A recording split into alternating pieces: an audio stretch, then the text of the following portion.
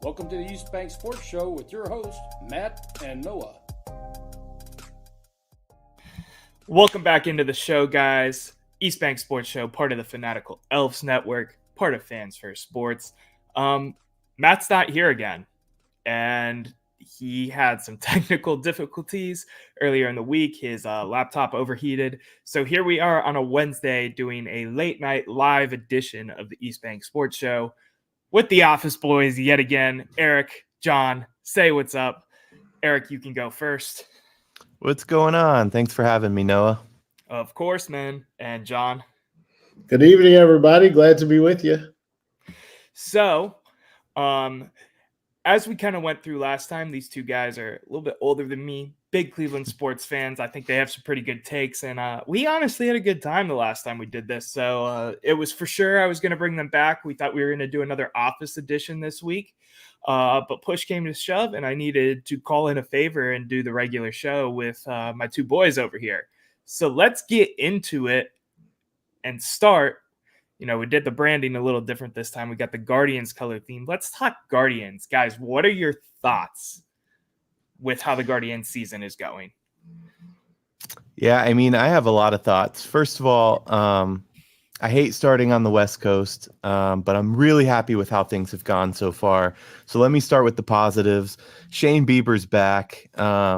I've really loved what I've seen from him so far. His average fastball speed's back up to 2021 speeds. He has 12 scoreless innings right now with 20 strikeouts. Everything that we see so far from Bieber is incredible, which I love. Obviously, his arm is back. I know it's really early in the season, but I'm going to say these two words anyway. Cy Young, I don't know. We haven't even had a home opener yet, but it's really good to see that his arm's finally back. Real quick, too, with your Cy Young comment, there's, all the Guardians Twitter people I follow, like Nick Peldran. I don't even know how to say his name. Regardless, the hashtag Cy Bieber is a thing in the really? I did not know that. Fan base. I love it. It's fantastic. I'm here for it. Me too. John, what are your thoughts with everything we've kind of seen so far? I mean, we've played basically two series at this point. I believe they have one more tomorrow with Seattle, and then they move on to Minnesota. But what are your thoughts so far? Yeah, I think they wrapped up Seattle today with that 8-0 victory. I think they're in Minnesota. But yeah, you're right. Yeah, I agree with Eric. I'm going to go in another direction because I feel like, death, taxes, and the Indians / Guardians pitch well are kind of the three constants of life. Agree 100% on Biebs. Looking forward to seeing what he does this season. But two things that I didn't expect were, one, the offense, and two, the hustle. They are hitting the crap out of the ball, and it's not one player. One day it's the top three in the lineup. The next day it's 4 through 7 or 8. You got some guys rotating. I don't say it's quite a platoon at everywhere from catcher to the corners in the outfield. Everybody is ready to go when their number is called. And as a team, they're scoring some runs. Starting off with Oakland did suck because of the time difference, but it's nice to start 3-1 or 4-0 in a 4-game set because you're playing one of the worst teams in the history of baseball, which I expect the A's to be this year. But Seattle had two quality pitchers who are, Cy Young, MVP, pitcher of the year type candidates. And they knocked them both out of the game.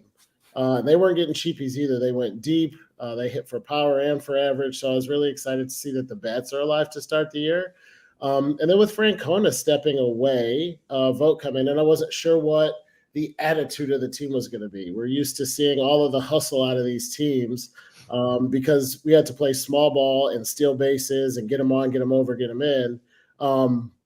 There have been a couple plays this season where I just looked up already and I'm like, man, these guys are going all out on everything. And I think that's a credit to Vogt, but I think it's also the leadership on the team, right? You got a guy like Jose Ramirez who busts his ass on every play. So it's, as an MVP candidate and a perennial all-star, if he's setting the tone, it's hard to say I'm a rookie or a second-year player. I'm not going to play as hard.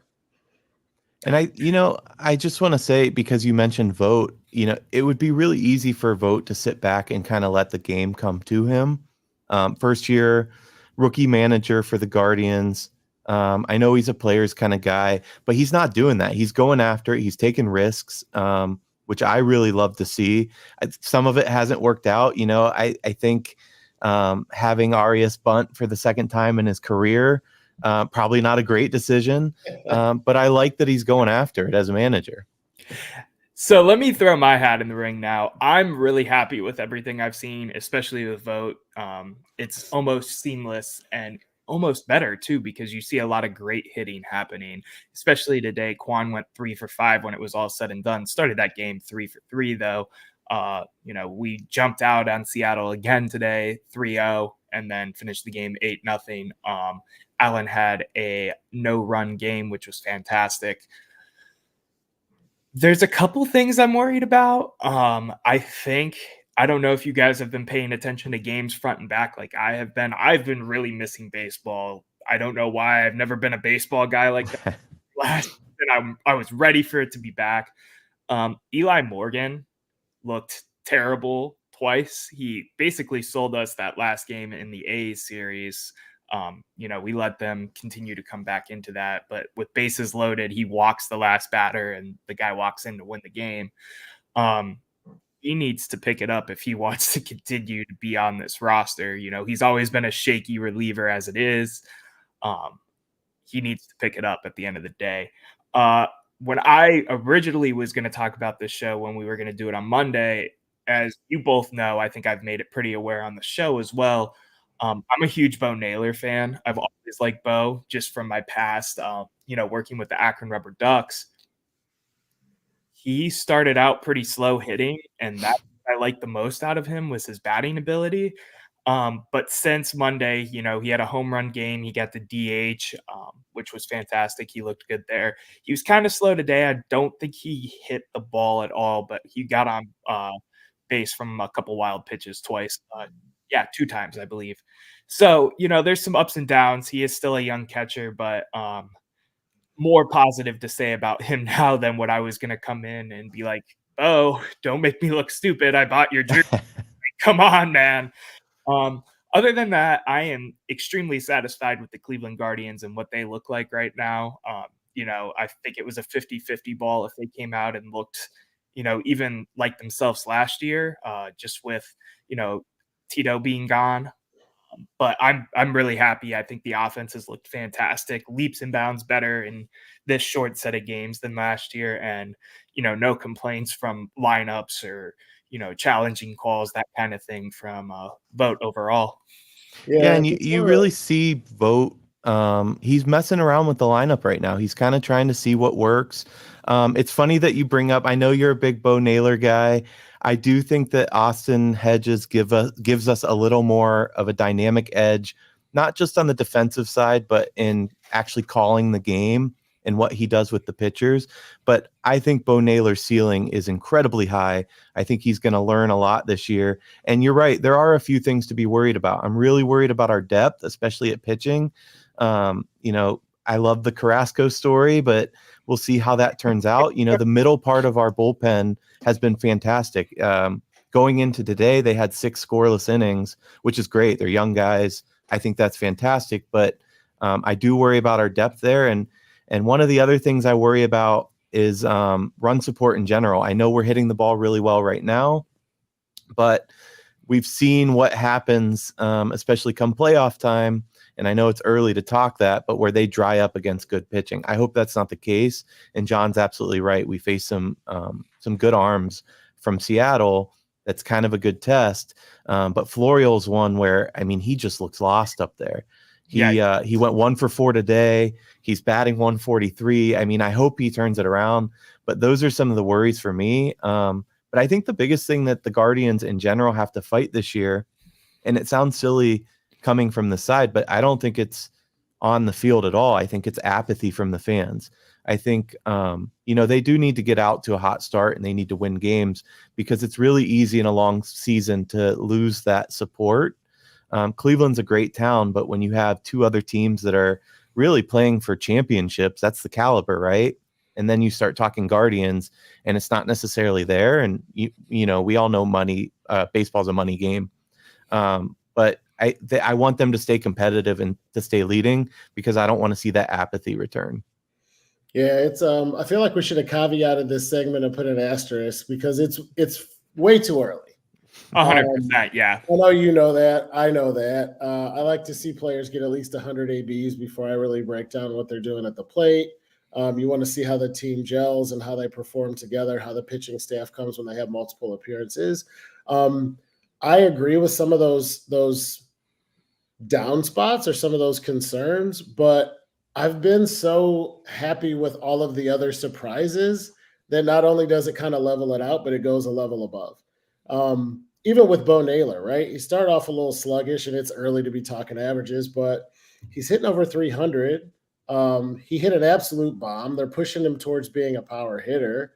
I like what I've seen out of him, and I think he's going to force a decision out of the management as to whether you want Bo's offense or you want Austin Hedges' defense, because you have two quality catchers, but whose strengths are on opposite sides of the diamond.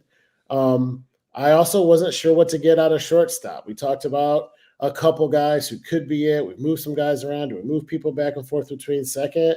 Rocchio's a stud. I mean, he I had a love pretty Rocchio. day. He was deep in the hole behind third base, slid, went to a knee, backhanded, popped up, got rid of it fast, one hopped it to first base and made a throw where I was like, is it 1997? Are we watching Omar Vizquel? I mean, this guy's a wizard with the glove. I think it's too early for that comparison. Well, again, early. But What's 1997, boys? I have no idea what that year even felt like. I mean, we are really gifted right now in the middle of the infield. You have him and you have Jimenez locking it down on the other side. I mean, I think he's going to have even more of a breakout year this year. I mean, things are looking, I should preface all those down things I said. They have so far in this short period exceeded my expectations in a positive way. And just a second real quick, because I do want to switch gears to the Cavs, but Rocchio is another one of my Akron guys. So I'm happy to see him playing great baseball right now, even in the short, 8-game stretch that we've watched so far, 6-game stretch, whichever it is. And Cookie did not look great on Sunday early, but I love seeing Cookie still be a pitcher for us, coming back and all that. How can you complain, especially when he's filling the hole of the injury right now? You know what I mean? And Bo caught him, right? I think he did, yes. I want to see him throw a game with Hedges. I'm not saying it's going to make a huge difference, but I want to see that before I want to reserve judgment on Cookie still. No, that's fair too. And I did want to, as much as I am a Bo fan, Hedges right now, I mean, I feel like they're pretty neck and neck in terms of who should be the starter just off of what I've seen. I love Hedges from years past too. So there's that attachment as well. I just like Bo from my, minor league background and him being Josh's brother at the end of the day. I think it's worth calling out too, though. Baseball is weird. Football, if you go 16-1 or 15-2, there's a difference, and we could talk about why because there's so few games. Every team in the majors is going to win 60 and lose 60. So sometimes Naylor's not going to have it. Sometimes we're going to make errors. Sometimes Cookie's going to come in and give up 7 earned in 3. That's baseball. You play every day, and that's kind of what happens.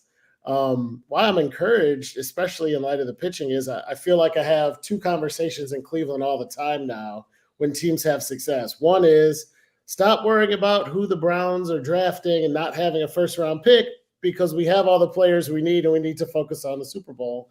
The other is you don't have to have a pitching staff that has a collective 2.2 ERA if your team puts crooked numbers on the scoreboard when they're at the plate. So it's early again, but 8 runs today, 8-0. 8-0 runs. Cookie can come in and give up 5 earned in 5 innings. You still have a chance to win. So just something to keep in mind as we watch how the first part of the season plays out. But if we keep getting offense like that, the pitching concerns me less and less. So before we switch gears to the Cavs, we're going to take a couple seconds, do a commercial break, and then we're going to come in, and I'm kind of concerned about the Cavs. I don't know about you guys, but I'd like to talk that for, a couple minutes at least before we go into all of the NFL drama that's happened in the last week and a half. So give us a second. We'll be right back.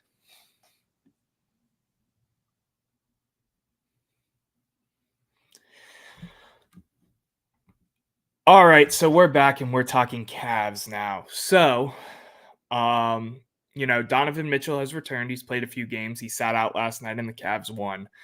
I'm going to turn the floor over to you guys. Just want to preface with my opinion of I'm nervous because we're so close to the playoffs now and we're very shaky. John, I'm going to let you start this time. I think I let Eric start Guardians. So, Yeah. So the Cavs for me is like, if I had to give it a letter grade, it's the old cop out of like an incomplete. There's a couple of things that I think are true. I watched this team win like 17 out of 18 games and 20 out of 22 at one point of the season where they looked like nobody could beat them, even the Celtics. But outside of that stretch, they're a 500 team. They're like 29-29 or 28-28 or something like that. That's reason for concern if you look at it day to day, game to game, and overall. But one thing that I think is true about the NBA is that the regular season matters less in that league than any other because of the sheer number of teams that make the playoffs. I mean, you got a 30-team league. You get 20 teams in the playoffs with the play-in tournament. It's wild. So you really just need a seat, preferably outside of that play-in matchup, so you have more than one game, and then anything can happen. We don't have LeBron, and I understand that this is a little bit wild to say, but I watched the Cavs with LeBron work their way into like a 4 seed and go to the finals.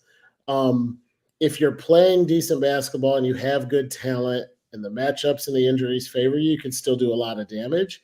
So I'm worried about their play night in and night out, but I'm also looking at all the hurdles they had to jump.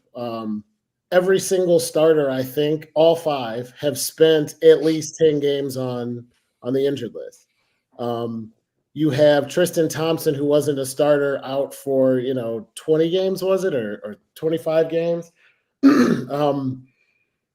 Everybody's going to be back. Everybody, God willing, will be healthy. And when I look up and down the Eastern Conference, it's wide open. Every time I talk to other people who are big-time NBA fans, the one thing they say is, because I always make the argument, why is everybody talking about the Celtics? Why is everybody talking about the Knicks and Jalen Brunson, and nobody's giving the Cavs credit when we rattled off like 17 in a row? And everybody's response is because the NBA is a what do you do in the playoffs league. So if it's about what we do in the playoffs, let's get to the playoffs and see what we can do. That said, not a lot of signs of encouragement recently because we're still working with the rotation, getting people back from injury. But I think with a couple weeks to go, we should be in good enough shape to put together a fight in the first round. And anything can happen because the Eastern Conference is wide open. Eric? Yeah, I mean, there's some things there that I agree with. I just get this feeling. Let me start by saying I get this feeling that we've peaked at the wrong time. I understand the injury problem. We're not gelling well, but it seems a little bit deeper than that to me. Watching these games, it's like, where has our offense gone? There was a series there. I think LeVert is making some really obvious mistakes on the floor. He's not dishing the ball at the right times. He's taking ill-advised shots at other times. It's just seems endemic of a wider system fail. What I like is that, Donovan Mitchell, after Sunday's loss, a blowout loss, his words were very clear. He did not mix words at all. He said, we need to be better. I need to be better. There were some expletives involved there. What I liked about it is not only is he taking ownership, but he thinks we have the talent to go further and to do more.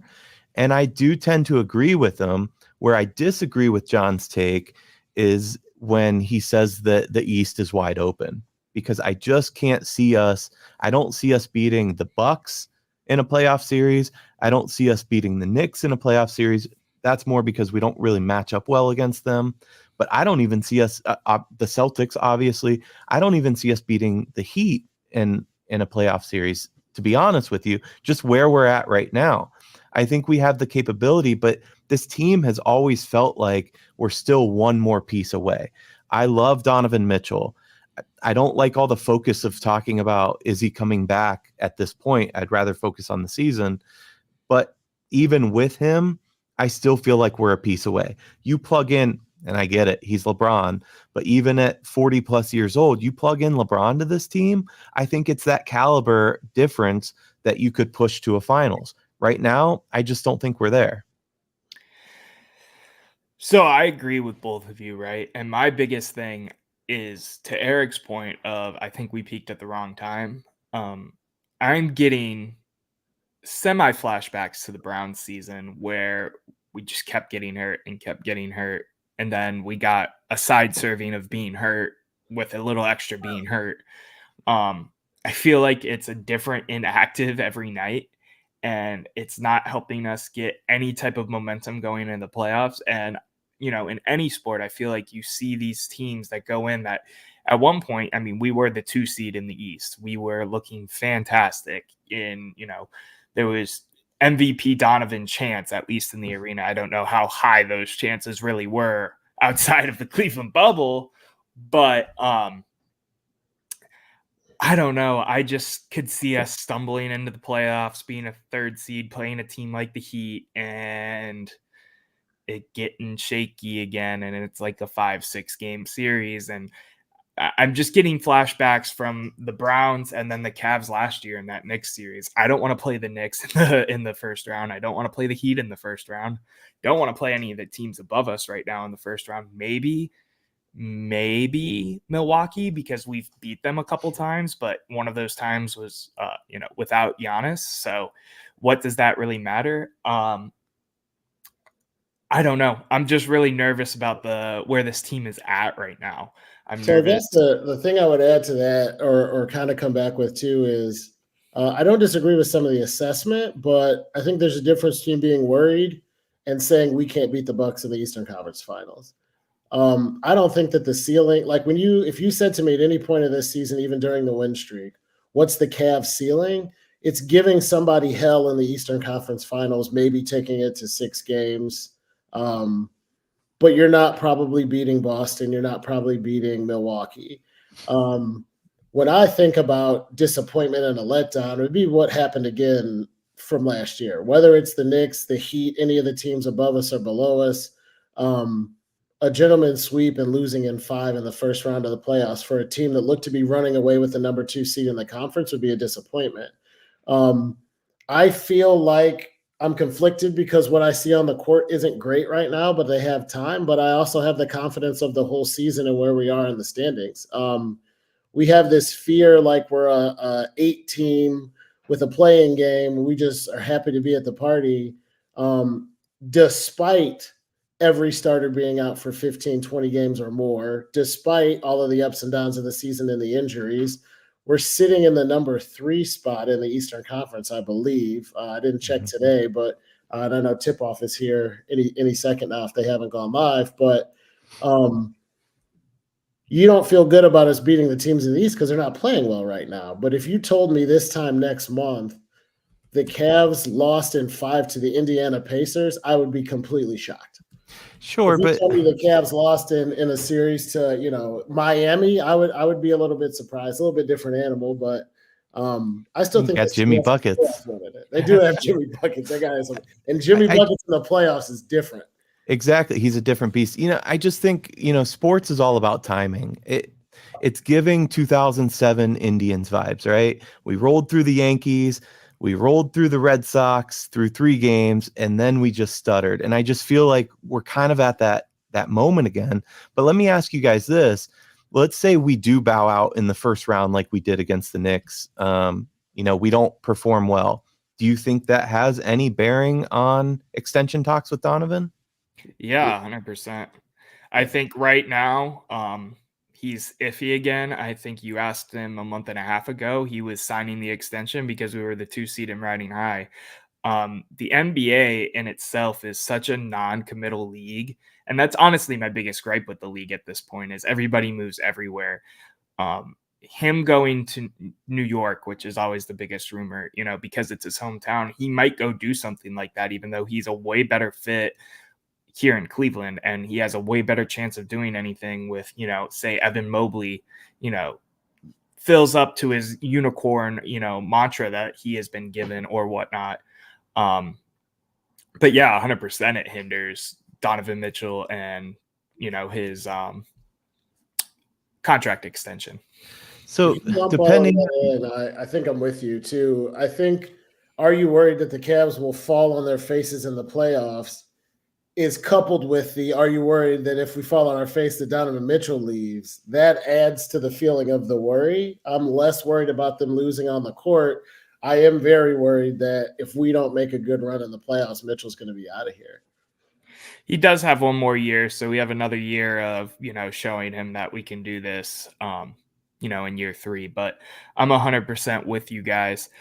Just because it is already 10 o'clock, unless you guys had anything bearing you wanted to talk about, I was going to switch gears because we have a lot of NFL to talk about, Browns-wise and rule change-wise. And there was a big trade today. If you guys didn't hear about it, I don't know how you didn't if you're watching a sports podcast right now or listening or wherever you're viewing this. But I want to start talking Cleveland Browns and what's going on with everything. So let's start with a simple topic because I just wanted to touch base on it and I have it loaded up here. But did you guys hear and see about them changing the helmet? Did back to white and shiny, right? White face mask, shiny overall helmet. I'm going to show it real quick. So this is what it looks like. This is a leaked image from Riddell. Glossy paint, white face mask. I love it because I love going back to all the traditional branding after those hideous, whatever I just said. I like it. Hideous and horrendous uniforms from, right before 2020 when Stefanski got hired. So going back to the original branding, I never loved the brown face mask. I didn't hate it. I think white looks the best, even when they wore him for that one Ravens game like 2 years ago. Any input on this? I know this is a quick one, but yeah, I mean, I think when you put the helmets side by side, I am more a fan of the matte and the darker face mask. I actually have one of them sitting upstairs in my home office. That said, I don't care enough one way or the other. I think the white looks just fine as well. I think I prefer a matte look overall, but the white and glossy, it's fine. You're not going to lose me over this change. Yeah, I admit that I pay attention to uniforms in all sports more than average people. My wife says stuff all the time where I'm like, oh, man, look at the Seahawks with those highlighter yellows. And she's like, I don't care. I don't think John, I'm the same way. I'm such a uniform junkie when it comes to sports. That's kind of why I brought this up, just to talk about it for a couple minutes, because I love talking this kind of thing too, on top of the nitty gritty sports side of things. Yeah. I spent 2 days pissed when we switched from Indians to Guardians, angry that they changed the font and everything, because I thought the Indians had like one of the nicest unis in the majors. But I digress. I like the white face mask and the glossy because it's a throwback to the glory days. Noah, you already alluded to the fact that I'm the oldest and older than both of you. Going to Municipal, sitting in the dog pound, smelling like cigar smoke, watching people throw dog bones at the Steelers and Bill Cowher. That's what the Browns look like when they were good. That's what I remember them as. And I think the nostalgia is nice. It's not a huge change, but the white face mask is a cool touch. If I never heard of the Browns and walked in blind and said, which do you like more? I think I'm with Eric because it's more modern, but with a franchise as steeped in heritage as the Cleveland Browns, if it ain't broke, don't fix it. I mean, when's the last time the Packers changed their uniform? You know what I mean? Like, 100%. You don't have to screw with it. So, way too deep take on uniforms, maybe, but for just a face mask change. But I like it because it's a throwback to me. So you were talking about, going down to Municipal and, the glory days and throwbacks and all that. Let's throw all of that away and go to Brook Park and talk about the stadium now, because the Haslams, made their announcement about how they're basically down to, and we talked about this on the episode we did a little bit, actually. So we'll be brief about this, but talk about the city implications more so. Talked about how it's basically renovate the new stadium, move to Brook Park. I think most of us, all three of us, or Eric, were you renovate the stadium? I think I was renovate. I'm split. I just think Brook Park's a terrible location. And I agree, but I'd rather have a dome and a nice stadium and Haslam World to match Jerry World down in Texas. That's neither here nor there. The city came out, and the city council, so not Mayor Bibbs, but the city council came out and basically wants to enact what they call the Art Modell law, for lack of the actual legal terms, which basically means a bunch of things. They have to list the team for sale if they want to move before 28. They have to do, it really comes down to like the city council wanting a say in what happens with the stadium next, as opposed to, they've been paying for that stadium for years, and now they're just going to up and move to Brook Park and get no share, no talk, no value in it. So kind of wanted to hear what you guys thought about this. I have kind of a strong opinion on this. I wrote an article about this actually this week. So, Eric, I'm going to let you start. Then we'll go to John. We'll come back to me. Yeah, I mean, I have a strong opinion too, Noah. And the simple fact of the matter is I think this is government overreach at its worst. First of all, I am a proponent of what John said a little bit on our last podcast, and that was that, like it or not, the Haslams own this football team. This is their property, kind of to do with what they want. The spirit of the law is not to move to Baltimore in the middle of the night. Right. But they're trying to co-opt that to say you can't move to Brook Park. And while I am a fan of keeping the stadium downtown, and I really do want that, I got to tell you, I was driving by the stadium earlier today, and do they even have room to build a new dome? I mean, Jerry World's massive. The footprint of Cleveland Browns Stadium is kind of small where it's at right now. Yeah. So I'm not even sure if it's feasible. That's kind of the issue right now is it's renovate in open air or move and dome. So feasibility doesn't make sense. But let me be very clear. The council trying to have a say and shove their way into this, and the particular council member that is pushing that forward is doing that for politics only. I think it's ridiculous. I think it's an overreach. Politics should have no say other than keeping the team local. We're not talking about moving them to St. Louis. We're talking about moving them 20 minutes away within a suburb of what we still call Cleveland. By the way, right next door is Cleveland Hopkins International Airport. Notice how Cleveland's still in the name. So it's a little bit ridiculous, and I think this guy is trying to get his name in the news, and I don't like it. John? Yeah, I kind of agree. I shouldn't say kind of. I agree pretty much 100%. Quick fun fact, just because we talked about Jerryland, I read somewhere when it was built that from one end of the track and the arch on the side to the other, it's a quarter of a mile end to end, just the stadium structure. So they are massive. I think it's a publicity stunt. I think it's not gonna hold. I do know that the Columbus Crew were going to move to Texas, and they enacted this law or used this law, and that's why the Haslams bought them, something like that, because they wanted to move out of state. But I'm with Eric. They're moving 18 minutes door to door from where they are now. I don't think it'll hold. And to the point, it's not like political, but a little bit moving that way, talking about the politics of it.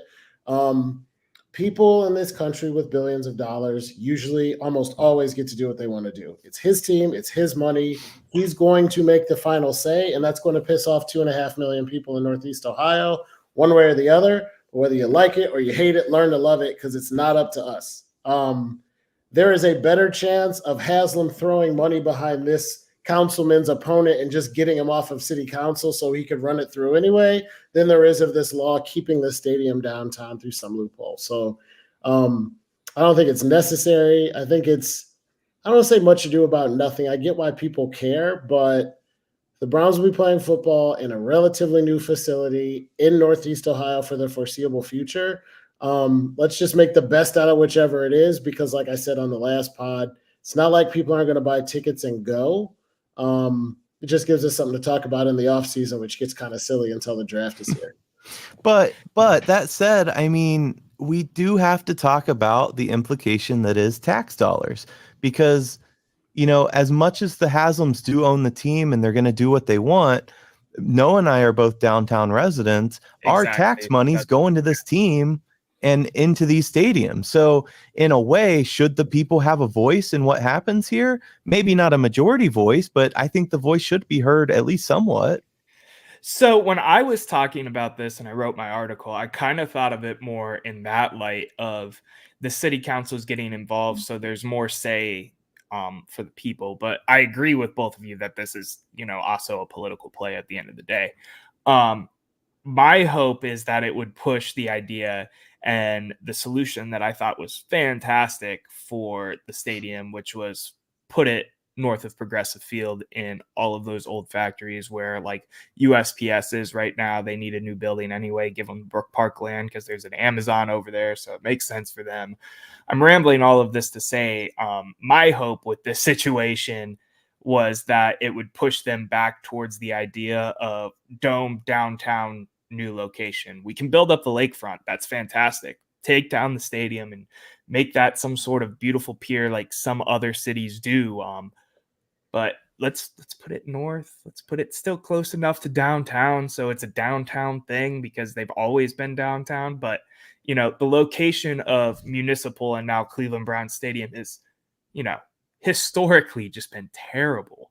I mean, the parking's terrible, the walking's terrible, the weather's worse because of the lake.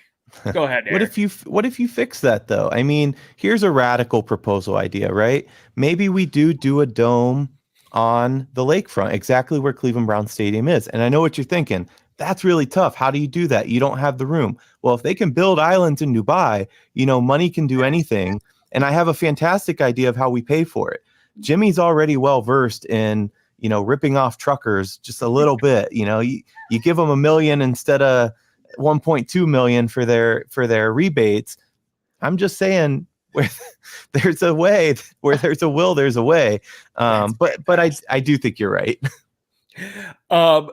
Did anybody else have anything? Just give me a nod real quick.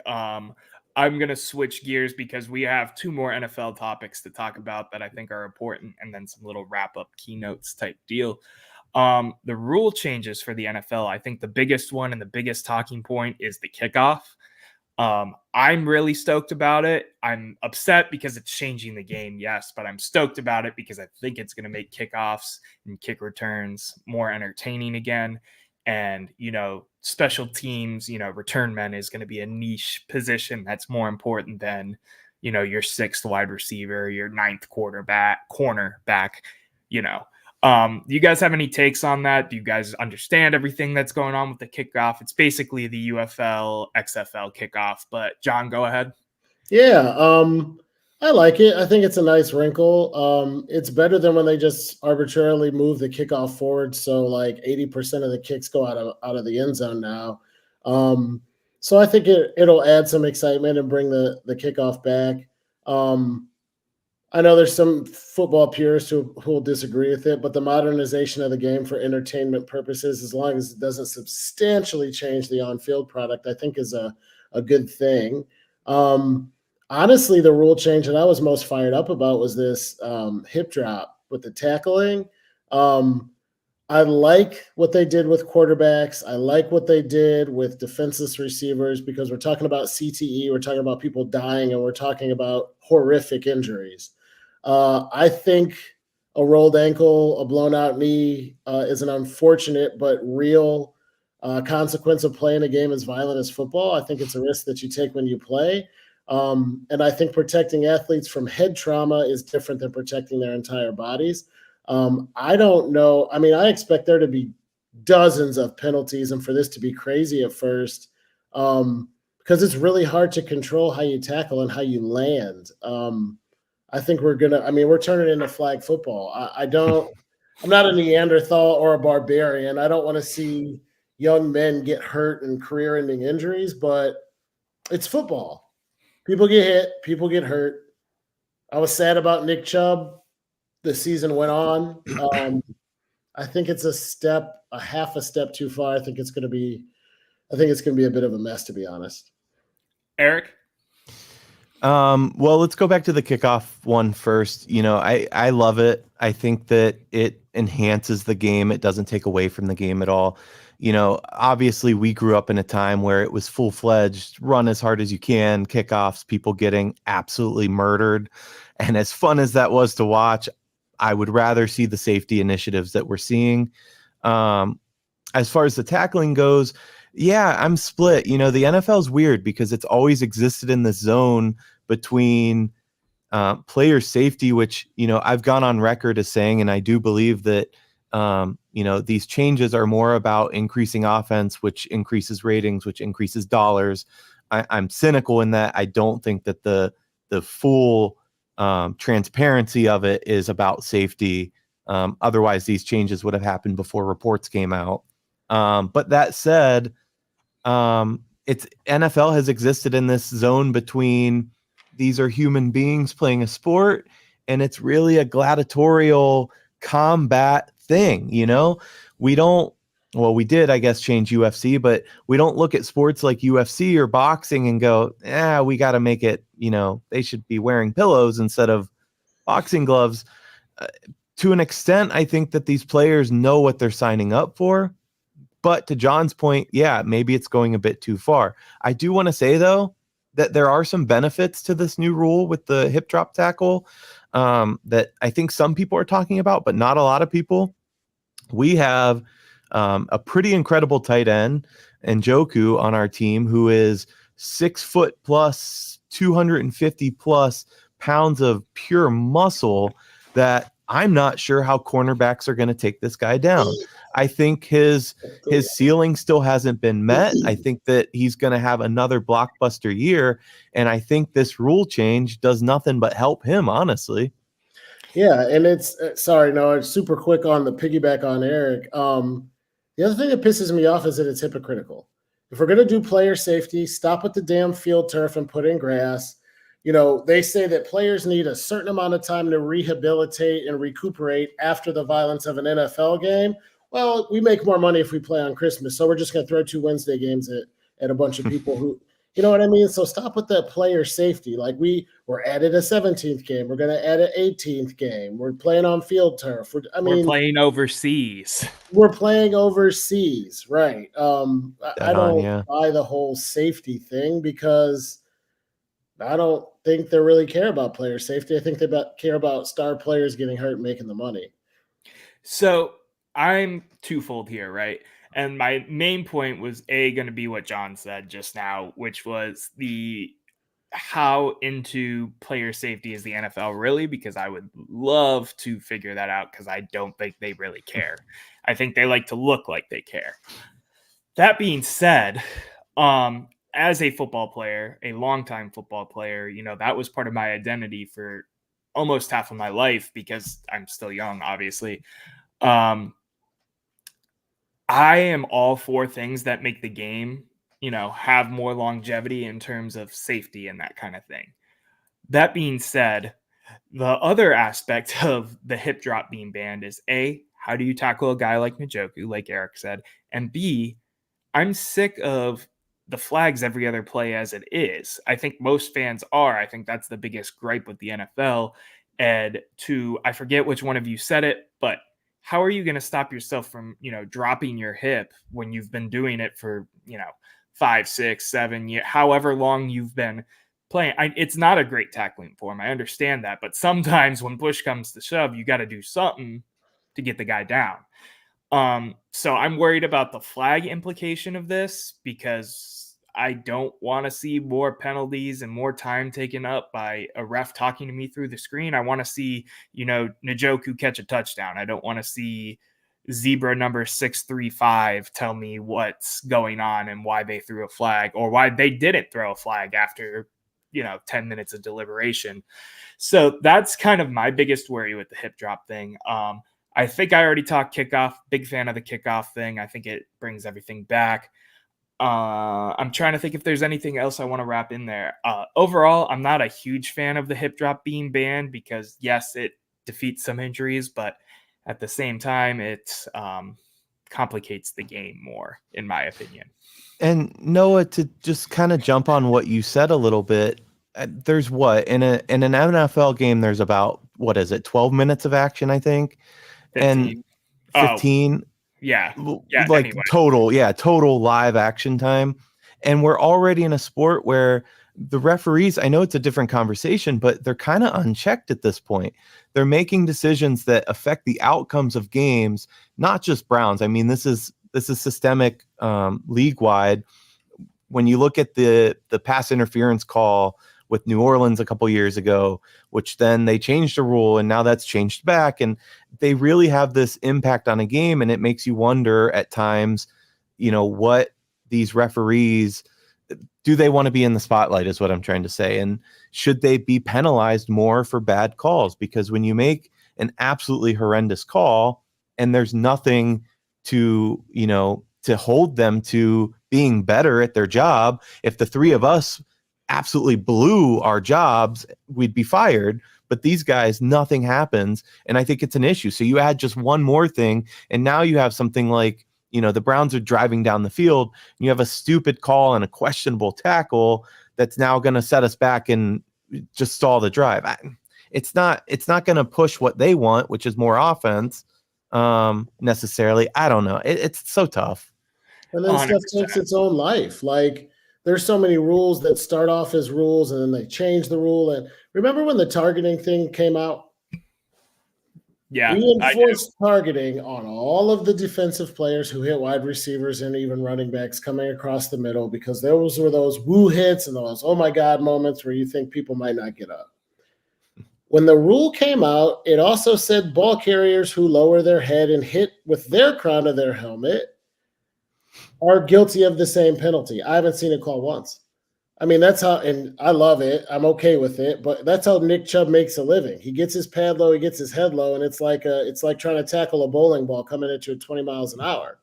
But they just don't call it. I see, especially running backs, I see ball carriers all the time lower their shoulder, lower their head, lead with the crown of their helmet, blow into a defensive back.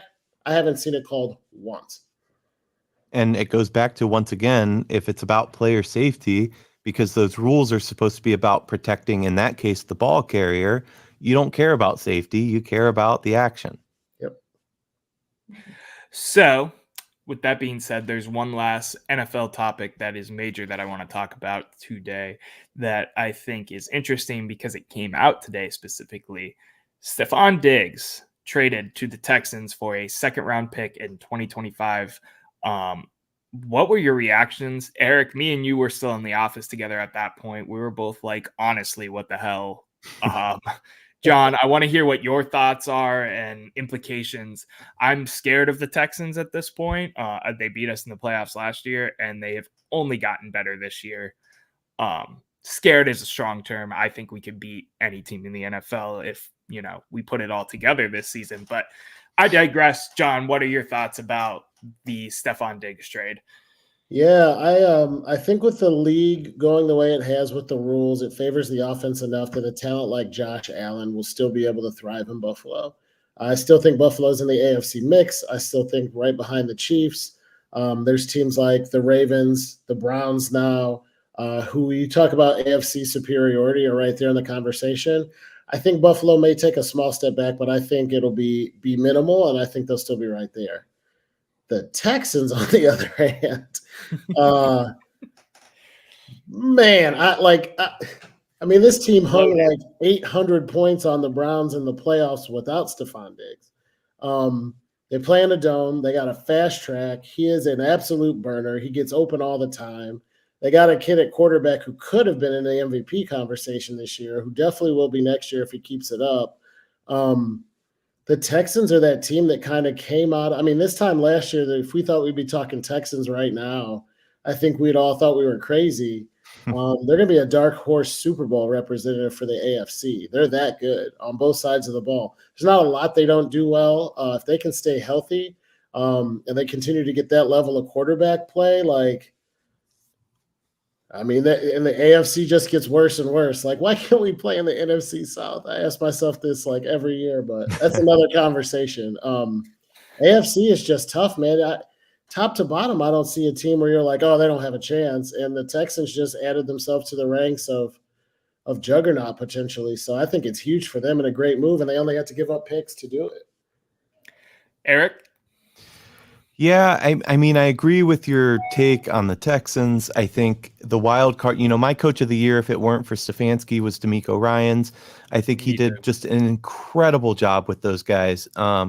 They feel kind of like how we talked about our Guardians. They feel like a cohesive unit that really like one another.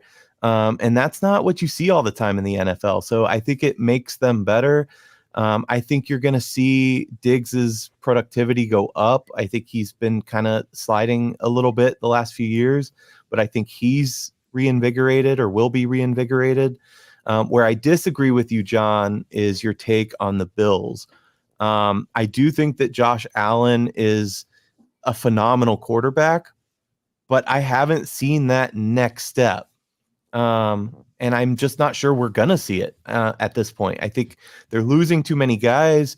They've had some questionable. I know they replaced their offensive coordinator midseason. I'm just not sure they're there anymore. That said, I mean, it's such a tough conference, like you guys said. It could be wide open because, if one team gets more injuries than another team, it's kind of like when we talk about the North, whoever stays healthy is going to be fine. If you have somebody like Mahomes go down on the Chiefs, who knows what's going to happen? We can't predict these things, but on the whole, I don't think the Bills, I just don't think they have it anymore. And I think this trade goes a long way in saying that. I think Diggs won it out of there pretty bad. And I think that says a lot. So I don't have much to add to this other than the fact that I don't think Josh Allen's going to look, fantastic or whatever. He's had MVP surround his name a couple seasons in his relatively short career in the NFL. I think this is huge for the Texans. I think the AFC is as loaded as can come, as you guys have said.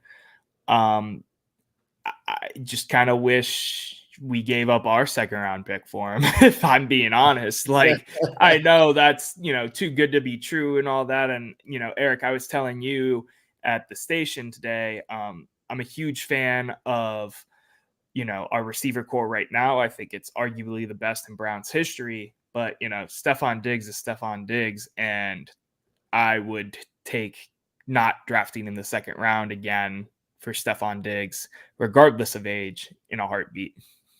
Yeah, I mean, I agree with you. I would have gave a second and a third, honestly. I love our receiving core. Like you said, we did have that conversation earlier. You had mentioned, Noah, to me that they don't get enough recognition like the OBJ, Landry, Hollywood core. I do still kind of think that Amari's a 2 guy. I think he's not necessarily your big number 1 receiver. But I'm super pumped to go into the season with the receivers that we have. But yeah, if you could have added Stephon Diggs to that mix, that said, there's only one ball. You got to work Njoku into the mix. There's only so much and so many slots you can put these guys. But yeah, I would have gave up another pick along with that second. Yeah, I don't know.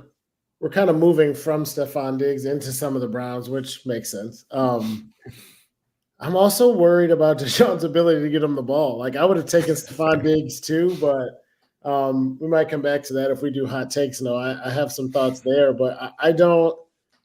There's only one ball, and somebody's got to throw it to him. And I think the Browns are going to come back again this year as a run-first type of team. I actually thought if you'd have told me Stephon Diggs was available, but also these other 2 people were available, they were still higher on my list. I wanted us to take a run at Saquon Barkley or Derrick Henry. But like I said, I don't want to bring it too far back to the Browns. For Stephon Diggs to be going to Houston is a boon for them. I'm excited to watch them play. And it's one of those rare teams where I don't have a huge rooting interest. Like, I can't stand the Cowboys and Niners. Obviously, we hate the Steelers and Ravens. And the Bengals. Well, my mom's from Cincinnati. I had to come at you right now. I had to. It was hanging there.